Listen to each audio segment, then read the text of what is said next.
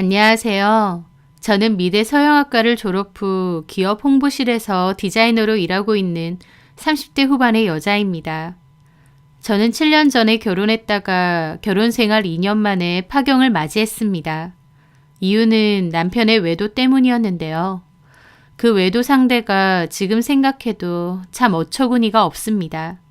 바로 저의 대학 후배이기 때문이죠. 이름은 이경선. 저보다 1년 후배였고 유난히 저를 잘 따랐어요. 경선이는 저를 동경한다는 말을 잘 했었습니다. 미대다 보니 자기만의 스타일을 가진 친구들이 많았는데 솔직히 저는 그냥 평범 무난한 편이었거든요. 그런데도 경선이는 제가 하고 다니는 스타일이 좋고 제 성격도 좋고 제 말투도 좋답니다.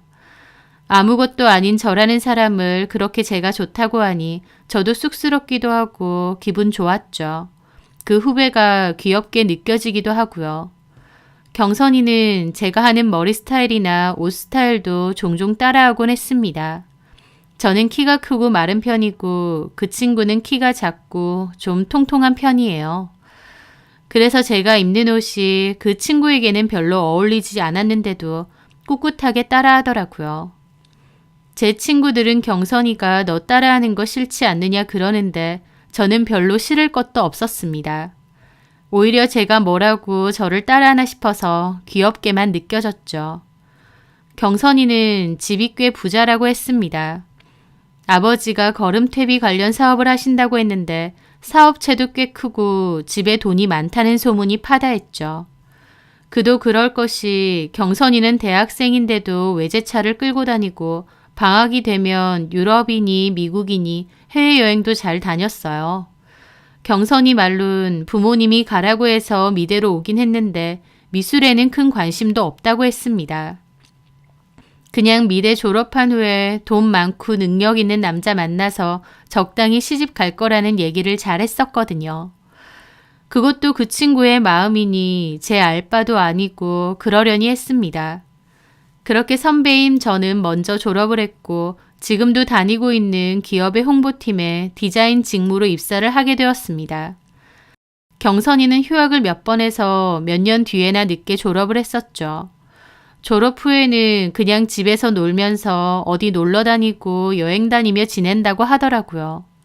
저랑 친구들은 우스갯소리로 돈 많은 부잣집 딸이라 먹고 살 걱정 없이 놀러 다닌다며 부럽다고 잘 그랬어요. 경선이는 졸업 후에도 저에게 곧잘 연락을 했고 한 번씩 따로 보기도 하고 모임처럼 다 같이 보기도 했습니다. 대학교 때는 제 스타일을 많이 따라했는데 나이가 들면서 본인만의 취향이 생겼는지 더 이상 저를 따라하지는 않았어요. 다만 외모에 심하게 관심이 많아졌는데 어느 날 한동안 연락을 안 하고 잠수를 타더니 갑자기 얼굴을 전부 다 성형하고 대학 모임에 나타났더라고요. 원래는 눈도 좀 작은 편이고 둥글둥글한 외모였는데요. 눈, 코, 턱, 손을 안 본 데가 없을 정도로 딴 사람이 돼서 나타났더라고요. 살도 다 뺐고요. 선배, 오랜만이에요. 어머 경선아, 너 너무 예뻐졌다. 못 알아볼 뻔했어. 정말요? 저 좀 괜찮아요, 선배?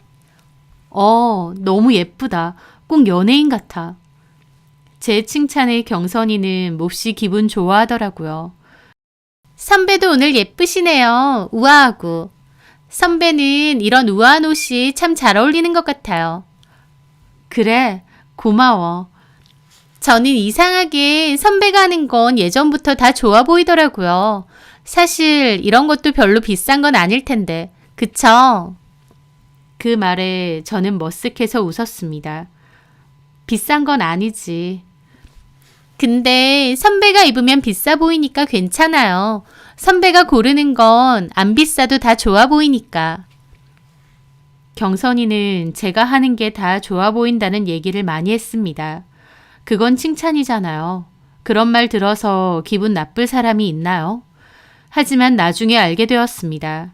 저 말이 얼마나 소름 끼치는 말이었는지요. 저는 20대 후반에 3년 연애를 했던 남자친구와 결혼을 하게 되었어요. 좀 더 연애를 하고 싶기도 했는데 남자친구가 적극적으로 결혼을 하고 싶어 하면서 밀어붙였죠. 남친은 증권사에 다니고 있었고 연봉도 좋은 편이었습니다. 시부모님들도 다 좋으신 분들이었고 여유도 있으셨어요. 그래서 신혼집도 시댁에서 장만을 해주셨죠. 주변에선 다 저보고 결혼 잘한다고 그랬고 저도 그렇게 생각했습니다. 인물 좋고 능력 있는데 나만 바라보는 사랑꾼 남편, 경제적으로 여유도 있으면서 인자하신 시부모님, 여유 있게 시작하는 신혼생활까지 제 결혼 생활에는 아쉬운 부분이 없었고 저도 너무 만족했습니다. 다만 저도 일에 욕심이 있는 터라 아이는 좀 천천히 가지자고 했었죠. 그런데 결혼 생활 2년 차쯤 저는 회사 출장으로 3일 정도 홍콩에 다녀온 일이 있었어요.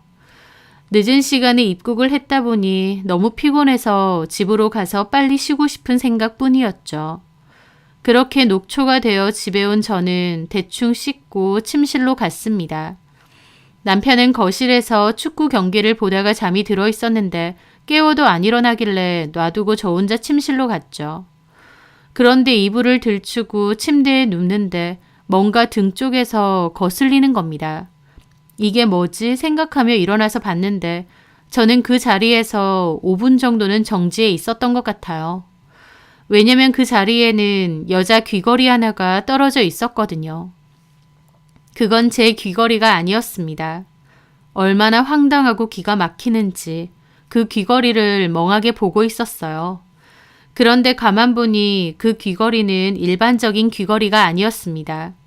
귀를 뚫어서 넣는 일반적인 귀걸이가 아니라 원터치 귀걸이라고 귓볼에 끼우는 식의 귀걸이였어요. 귀를 뚫지 않았던가 알레르기가 심한 사람들이 쓰는 귀걸이였죠. 그런데 그 귀걸이를 보는 순간 머릿속에 한 사람이 확 떠오르는 겁니다.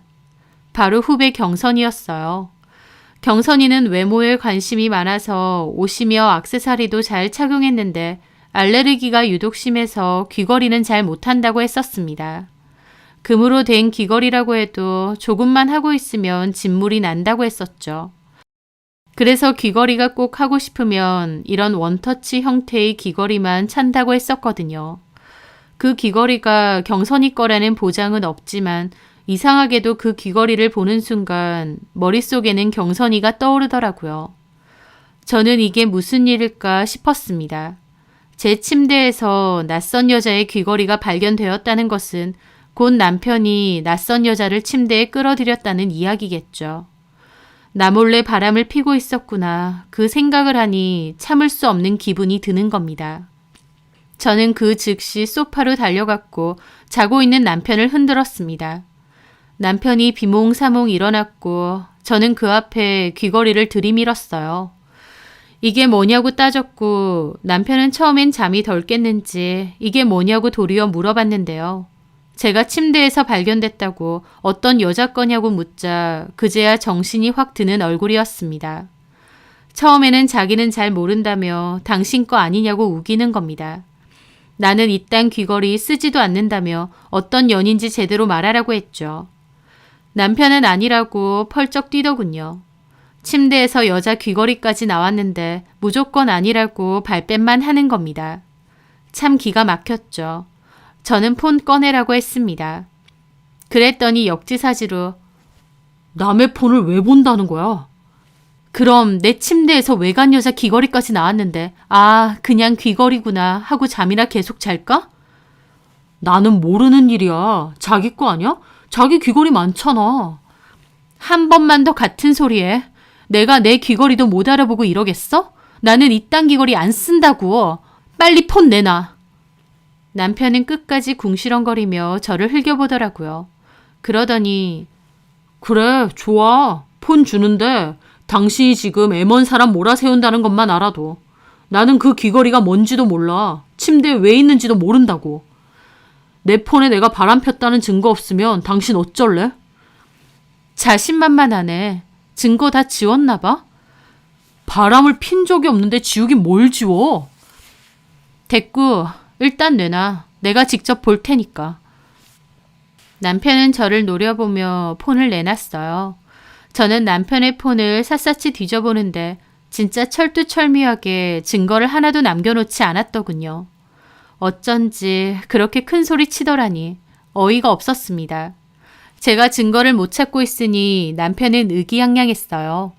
그런데 이상하게도 자꾸 머릿속에는 경선이가 떠오르는 겁니다. 그 귀걸이가 경선이 거라는 보장이 없는데도 이상하게요. 지금 생각해보면 어떤 직감이었던 것 같습니다. 남편은 당당하게 증거 못 찾았으면 폰 다시 내놓으라고 하는데 저는 남편 폰에 경선이 폰 번호를 입력했어요. 그런데요, 참 기가 막혔습니다. 이 과장. 경선이의 폰 번호를 입력했는데 연락처에 이 과장이라고 뜨더라고요. 저는 어이가 없어서 실소를 터뜨렸죠. 이경선이 이 과장이야? 제 말에 남편 눈이 엄청 커지더라고요. 어떻게 알았나 싶은 얼굴이었죠. 저는 그 앞에서 보란 듯이 통화 버튼을 눌렀습니다. 신호음이 가더니 경선이가 받더군요. 오빠, 이 시간에 웬일? 주연 언니 아직 안 왔어? 경선이의 발랄하고 애교 가득한 목소리가 들리더라고요. 저희 남편한테 오빠라고 하면서요. 그 말에 저희 남편 얼굴이 잿빛으로 변하고 저는 너무 어이가 없어서 뒷목을 잡았습니다. 야, 이경선, 너 내 남편이랑 바람피니? 제 말에 경선이는 아무 말도 안 하더니 갑자기 전화를 탁 끊어버렸습니다. 제가 다시 거니까 전화기가 꺼져 있다고 하더라고요. 남편은 뭐라 변명을 할까 싶은 얼굴로 눈알만 굴리고 있는데 저는 이게 무슨 개떡 같은 상황인가 싶어 실소만 나오더라고요. 언제부터야? 이경선이랑? 남편은 아무 말도 안 했습니다. 그래, 아무 말 하지 마. 그냥 이혼소장 보낼 테니까 그런 줄 알고. 제가 그렇게 말하고 일어나려고 하자 남편은 저를 붙잡더라고요. 잠깐만. 다 얘기할게. 한 번만 봐줘. 그럼 솔직하게 다 말해. 언제부터냐고. 언제부터 내 후배년이랑 연락했고 집에까지 불러서 뒹굴었냐고. 제 말에 남편은 낭패 가득한 얼굴로 이경선이랑 언제부터 붙어먹었는지 실토했습니다. 저는 제 핸드폰 갖고 와서 녹음 버튼 켰고요. 그렇게 얘기를 듣는데 배신감에 치가 떨리고 온몸이 사시나무처럼 떨려오더라고요. 남편과 이경선의 관계는 저희 결혼 전부터였던 겁니다. 제가 결혼 준비하면서 대학 친구들과 후배들이 모이는 자리에 남편을 소개해 준 적이 있어요. 그 자리에는 당연히 이경선도 와 있었고요. 밤 늦게까지 다 같이 술을 마시다가 헤어졌는데 저는 알지도 못하는 사이에 이경선과 남편이 눈이 맞았던 겁니다. 남편의 표현으로는 이경선이 적극적으로 남편을 꼬셨다는 거예요. 다른 것도 아니고 결혼하는 것 때문에 지인들에게 소개해주러 온 자리인데 그 자리에서 와이프 될 사람 후배와 눈이 맞는다는 게 말이 되나요? 미친 거죠. 그리고 이경선도 마치 작정이나 한 듯 그날 저희 남편에게 들이대고 꼬시고 연락처까지 받아냈다는 겁니다. 그 후에 따로 연락하고 회사 앞까지 찾아오고요. 결혼식 한 달 앞두고 연락처를 준 남편도 미친놈이고 친한 선배의 예비 신랑한테 작정하고 연락처를 줬다는 그년도 미친 거죠. 남편은 모든 걸 다 솔직하게 말했으니 한 번만 봐달라는데 도저히 참을 수가 없어서 귀싸대기를 날렸습니다. 그리고 방문 잠그고 밤새도록 울었어요. 행복했던 내 결혼 생활이 이렇게 박살이 나는구나. 다 끝났구나 하면서요. 친한 후배와 남편에게 이렇게 제대로 배신을 당할 수도 있구나. 나한테 이런 일이 생길 수도 있구나 싶더군요. 저는 남편의 녹취를 바탕으로 지체 없이 이혼 소송과 위자료 소송을 준비했습니다. 같이 살던 집에서는 바로 제 짐 챙겨 나왔고 이 사실을 안 저희 부모님도 화가 머리끝까지 나서 시부모님과 남편에게 전화해서 대판 따졌죠. 그 집에선 미안하다, 잘못했다 그랬지만 이게 미안하다고 그냥 덮고 갈 문제인가요? 무려 결혼 전부터 바람을 피웠고 지금까지도 피우고 있고 하다 이제 저희 집, 저희 침대까지 상간녀를 불러들였는데요. 저는 길게 볼 것도 없고 이혼이라고 했어요. 그리고 상간녀인 이경선에게도 극심한 분노가 찾아왔습니다. 친한 선후배 사이 이상으로 같이 지내온 시간이 얼만데 이렇게 작정하고 뒤통수를 치나요? 저는 이경선에게 만나자고 아니면 너네 부모한테 다 알릴 거라고 최후 통첩을 보냈습니다. 하지만 이경선은 약속 장소에 나오지도 않았어요. 그 뒤로 겨우 통화는 한 번 했는데 도리어 뻔뻔하게 저한테 그러더군요. 저한테 뭐라고 하지 마시고 오빠한테 얘기하세요. 너 남의 남편하고 놀아놓고 그게 할 소리니? 나한테 미안한 것도 없어? 그럼 언니가 오빠 마음을 좀 잘 잡아주던지요. 톡 까놓고 오빠가 더 신나서 저한테 만나자고 하고 연락하고 그랬거든요. 언니가 오빠 마음을 제대로 못 잡았으니 결국 한눈 판 거 아니에요. 저한테 그만하시고 언니 남편분하고 얘기하세요. 라며 전화 끊고 차단해 버리더라고요. 저는 화가 나서 이경선 부모에게도 알리기로 했습니다. 이경선네 아버지는 퇴비 관련 회사를 운영하고 이경선 어머니는 그 회사 사무실 근처에서 카페를 운영한다고 했거든요. 그 카페의 위치는 예전에 이경선이 말해줘서 알았기에 카페로 바로 찾아갔습니다. 그리고 이경선 엄마에게 말했어요. 나는 이경선 학교 선배인데 이경선이 내 남편하고 바람을 피웠다고. 부모님도 그 사실을 아셔야 될 것 같다고 말했죠. 그리고 상간소송도 진행할 거라고 했습니다. 그런데 정말 기가 막힌 일은 따로 있더군요. 딸이 그런 일을 저질렀으면 최소한 피해자인 저에게 미안하다고 해야 되는 거 아닌가요? 하지만 그 어머니라는 사람은 도리어 저에게 큰 소리 치면서 내 딸 괴롭히지 말라고 하는 겁니다. 그러면서 이경선 아버지에게도 오라고 연락을 했어요. 그렇게 이경선 아버지까지도 왔는데 부부가 아주 똑같더군요. 이경선 부모는 제 앞에서 도리어 삿대질하고 큰 소리를 쳤습니다. 네가 네 남편 간수 못해놓고 왜 남의 딸한테 난리치냐고 하면서요. 게다가 돈 때문에 이러는 거면 돈 줄 테니까 내 딸 괴롭히지 말고 소송도 하지 말라고 소리 지르는 겁니다. 참 그 부모의 그 자식이구나 싶었어요. 말도 안 통하는 그 사람들하고 입씨름하고 싶지도 않아서 자리에서 일어났습니다. 그리고 돈은 직접 줄 필요 없다. 상간소송에서 법적으로 받아낼 거니 위자료나 똑바로 준비해라. 그렇게 말하고 자리를 벗어났습니다. 후들거리는 다리로 집에 돌아가는데 얼마나 서럽고 비참하던지요.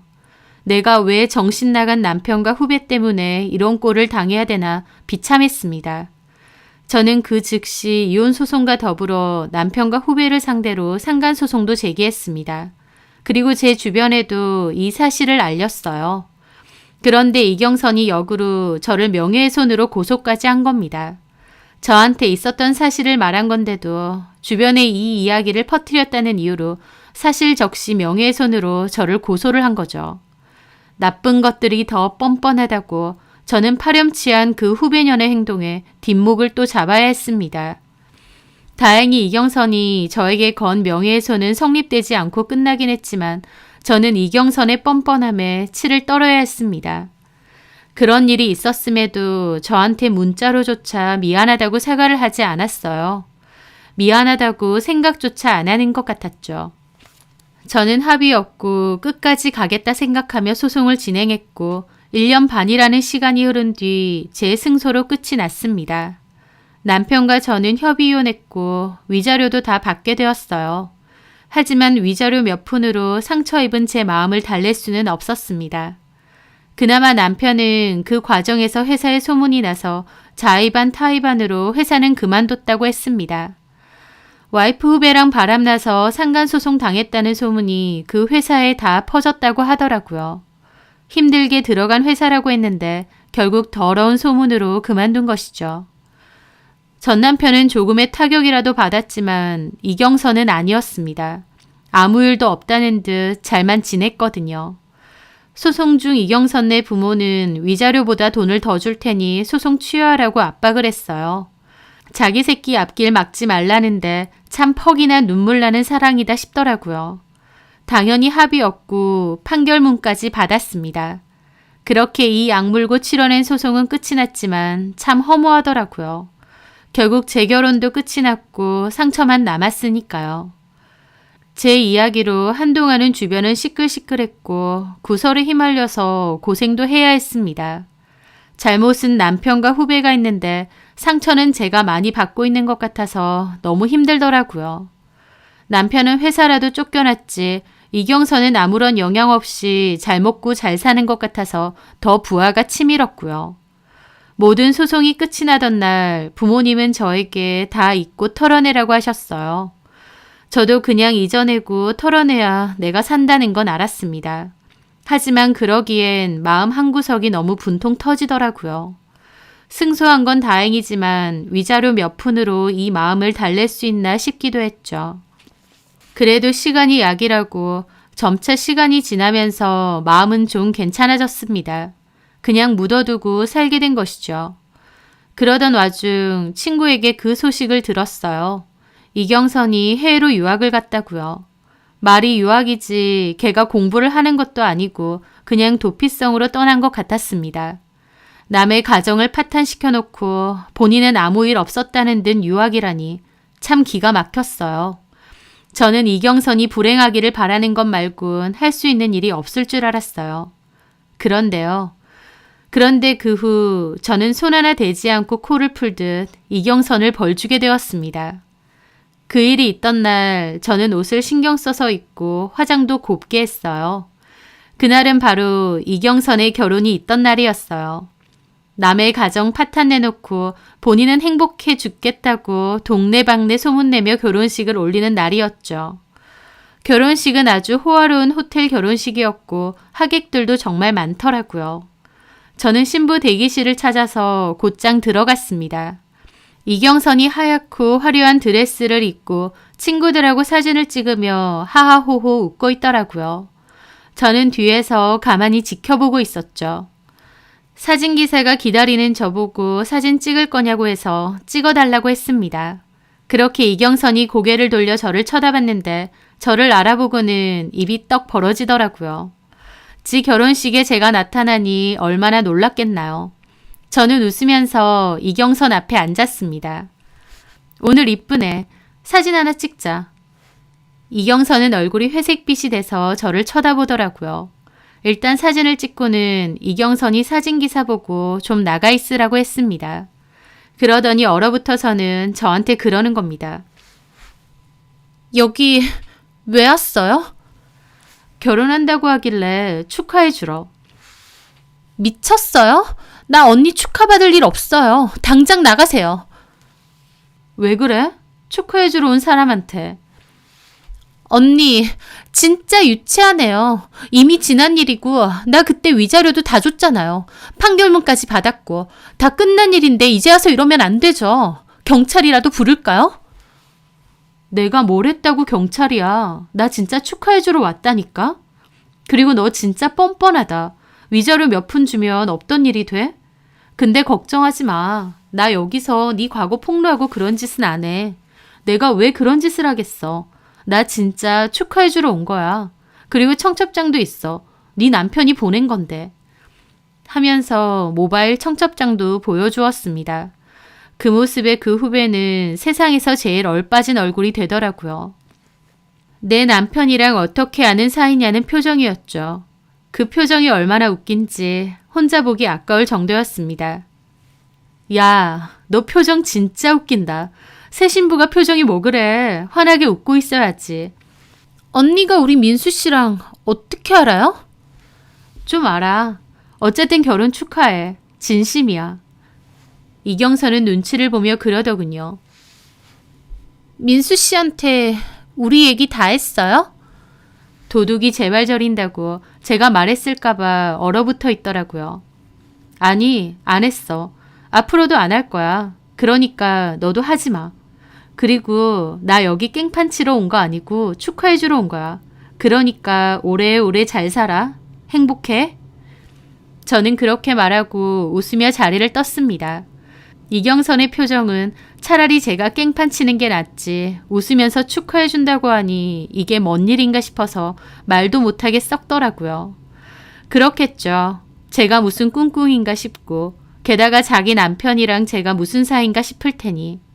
저는 코웃음 치며 진행되는 결혼식을 진심으로 축하해 주었습니다. 그리고 또 1년 정도가 지났을 무렵 저는 결국 그 소식을 듣게 되었어요. 설마 했는데 제 생각 이상으로 그 소식은 빨리 전해지더군요. 바로 이경선이 이혼을 한다는 소식이요. 이혼도 그냥 이혼이 아니고 남편이 사기치고 외도까지 해서 진흙탕으로 하는 이혼이라는 소식을 말이죠. 그 얘기를 친구에게서 전해 듣는데 세상에 정말 이렇게 되었구나 놀랍기만 하더라고요. 제 생각보단 빨랐지만 저는 그 둘의 파경을 이미 짐작했습니다. 왜냐면 애초에 이경선이 결혼한 남자는 제가 소개시켜준 거나 다름없거든요. 이게 무슨 말이냐고요? 이경선이 결혼하는 조민수는 제가 아는 사람입니다. 바로 저희 남동생의 친구예요. 저는 남동생으로부터 조민수가 어떤 인간인지 들었어요. 그 얘기를 듣는 순간 이경선에게 의도적으로 접근시켜야겠다는 계획을 짰던 겁니다. 그 일의 시작은 과거 이경선이 유학을 갔다가 한국으로 돌아왔다는 이야기를 전해 들었을 때부터였어요. 아무 일 없이 잘 먹고 잘 사는 이경선 소식을 들으며 억울한 마음을 안고 살던 저는 그맘때 가족끼리 식사하러 본가에 갔었습니다. 가족들은 여전히 저를 걱정해 주었고 저는 이제 아무렇지 않다며 씩씩한 척을 했죠. 그렇게 이런저런 대화를 하던 도중 남동생에게 전화가 왔는데 남동생이 인상을 찌푸리며 차단을 하는 겁니다. 누군데 차단을 해? 조민수. 조민수? 네 고등학교 친구? 근데 왜 차단을 해? 싸웠어? 그 자식 이제 상종 안 하려고. 왜? 그 자식 요즘 완전 이상해졌어. 남자 꽃뱀 다 됐다니까? 그게 뭔 소리야? 남자 꽃뱀? 이 자식이 우리한테는 무슨 주류 도매 관련 사업한다고 그게 잘 된다고 그랬거든. 차도 엄청 비싼 차를 타고 다니고 집도 엄청 좋은 데 살고 결혼한다는 여자도 돈이 엄청 많은 거야. 그래서 친구들이나 동창들 사이에선 민수가 사업으로 돈 꽤나 벌었다고 게다가 여자 잘 만나서 결혼도 잘하겠다고 그랬는데 알고 보니 이 자식이 일한다는 곳이 호스트바인 거야. 남자 접대부. 민수가? 그뿐이야. 그 결혼한다는 여자한테도 엄청 등쳐먹었나 봐. 게다가 동창 몇 명한테도 사기쳤고. 민수 예전에 우리 집에도 한 번씩 놀러오고 너랑 친했잖아. 내 기억엔 그런 애 아니었는데. 운동 열심히 하고 착한 애였잖아. 인상도 좋고. 예전엔 그랬지. 근데 이젠 남 등쳐먹을 생각만 하는 반사기꾼 다 됐다니까.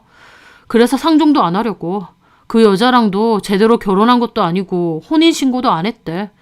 그냥 돈이나 빼먹은 거지.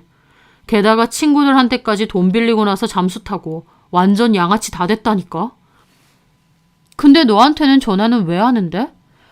뻔하지. 돈 좀 빌려달라 그러겠지. 민수가 어쩌다 그렇게 됐냐? 참나. 사람이 변해도 그렇게 변할 수가 있나 봐. 그 자식 아직도 정신 못 차리고 돈 많은 여자 하나 물어서 재기하고 싶다고까지 하더라.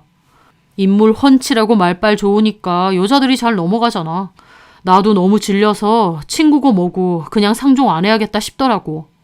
그런데 남동생 말을 듣는 순간 제 머릿속에는 이경선이 떠올랐던 겁니다. 잠깐만, 민수 사진 있어? 사진? 잠깐만. 남동생은 카톡에서 민수의 프로필 사진을 보여주더라고요. 겉으로 보기엔 진짜 멀쩡하네. 돈도 많아 보이고. 차도 엄청 비싼 거 끌고 다녀. 그래봤자 예전에 그 여자한테서 뜯어먹은 거겠지만. 민수가 여자들한테 인기는 엄청 많은가 보다. 그러니까 그런 일도 하겠지. 인물 좋은 데다 운동도 했어서 덩치도 좋고 게다가 말빨도 얼마나 좋은지 어리숙한 여자는 딱 꼬이기 좋겠더라고.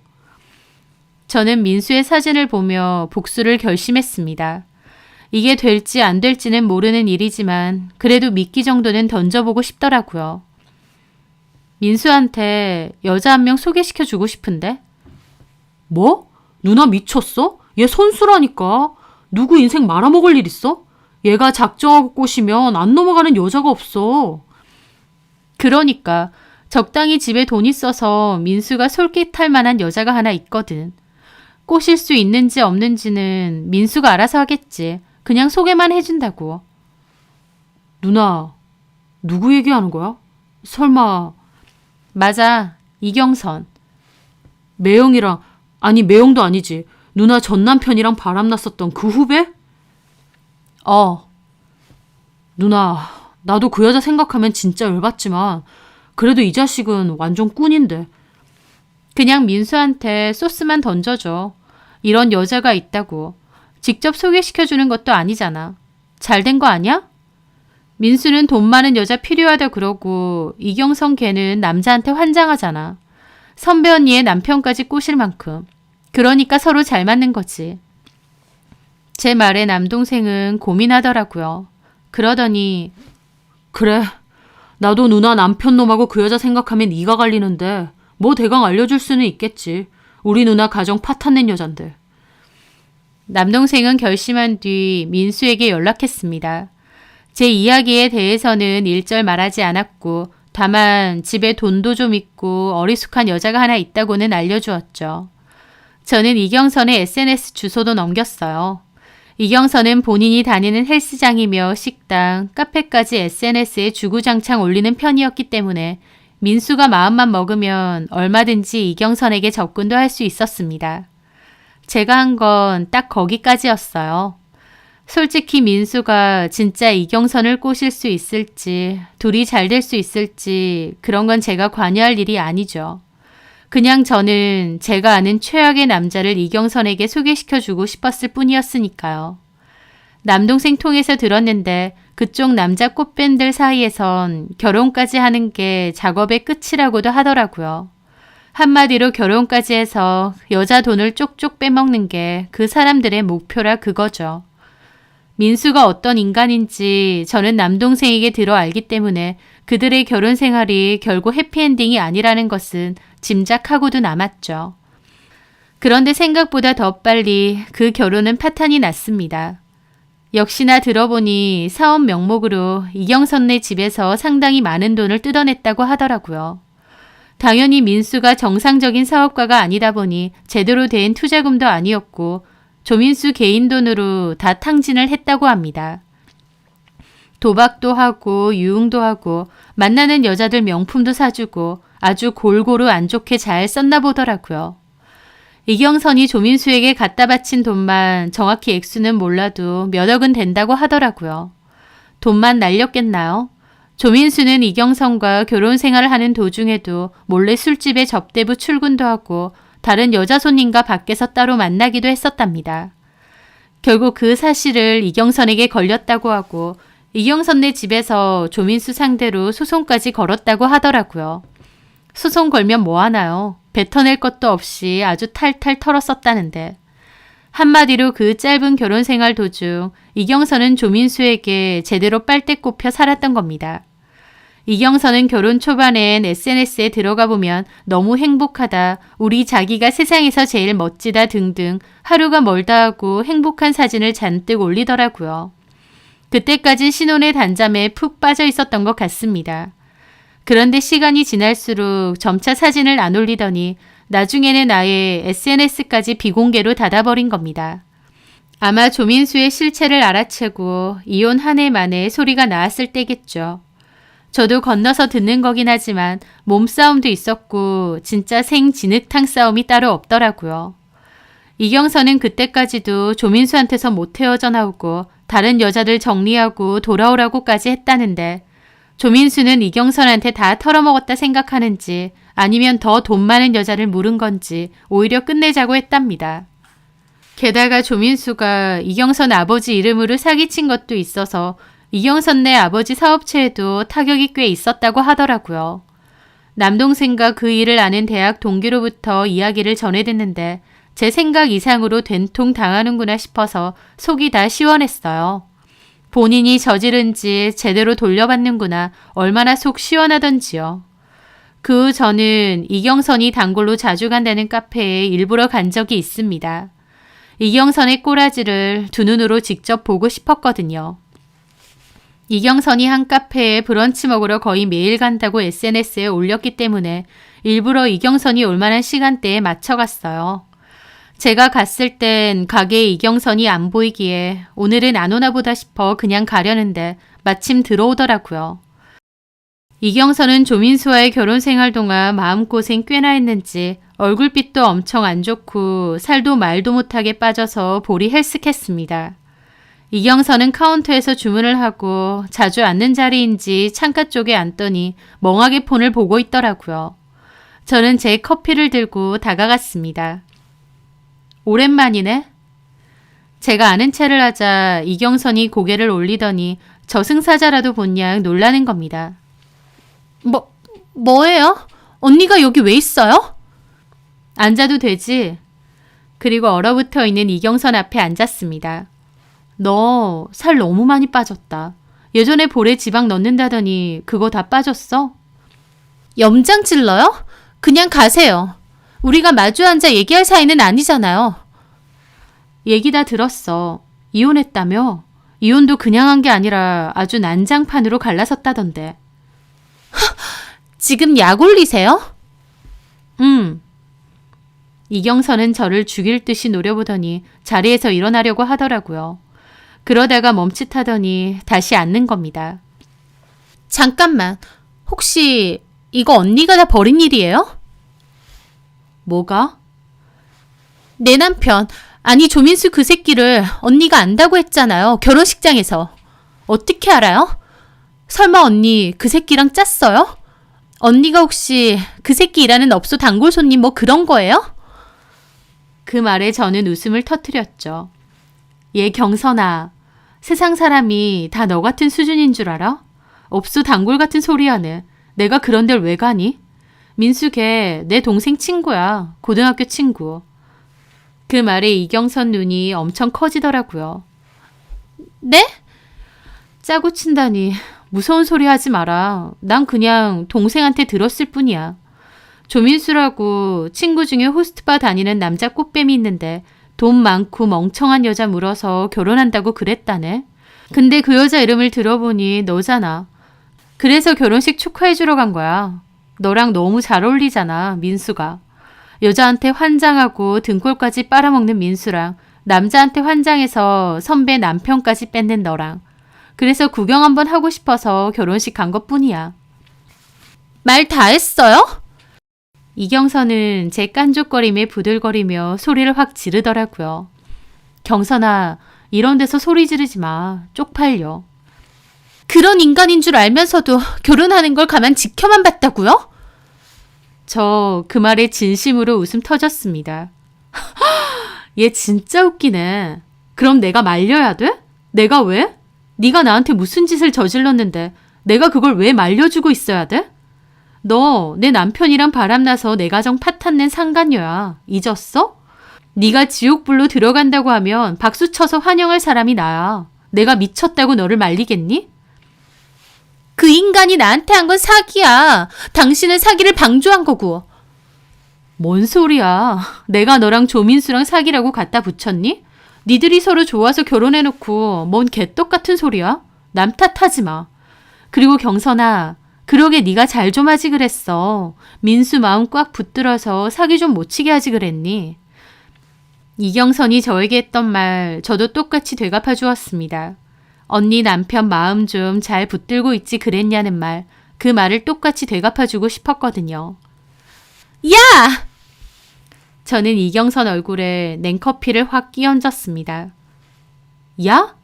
내가 상대해주니까 만만해 보여? 예전에 내 남편하고 바람났을 때 그때 내가 이걸 너한테 끼얹었어야 되는데 네가 니네 부모 뒤에 숨어 있어서 못했네. 이경선 거의 울듯이 저 노려보더라고요. 저는 코웃음 치고 일어났습니다. 꼬라지 구경 잘했다. 나는 이만 갈게. 살면서 다시는 보지 말자. 저는 그렇게 가뿐한 기분으로 집으로 돌아갔습니다. 이경선이 뒤에서 색 난리치는 소리가 들렸지만 그러든가 말든가 신나게 나왔죠. 그렇게 저는 제 힘 쓰는 것도 없이 그 상간녀 후배에게 복수를 했습니다. 사실 진짜로 제가 뭔가를 한 건 없어요. 이경선을 알려준 건 맞지만 자기들끼리 좋아서 결혼한 거고 제가 뭔가를 한 건 없으니까요. 남의 눈에 눈물 내면 본인 눈에는 피눈물 난다는 말이 괜히 있겠나요? 결국 본인이 자초한 일이라고 생각합니다. 대학생 때 주구장창 저를 따라했던 후배. 본인에게 어울리지도 않는 옷을 꾸역꾸역 입었던 것처럼 기어코 제 남편 꼬여내고 결혼 생활까지 파탄시켰죠. 그런 소름 끼치는 인간은 다시는 제 인생에 없었으면 합니다. 저는 앞으로 더 보란듯이 행복하게 살 거예요. 저를 배신했던 전 남편과 그 후배를 생각해서라도 더 즐겁게 저를 보살피며 살 생각입니다. 그것이 제가 해줄 수 있는 최고의 진짜 복수일 테니까요. 제 사연 들어주셔서 감사합니다.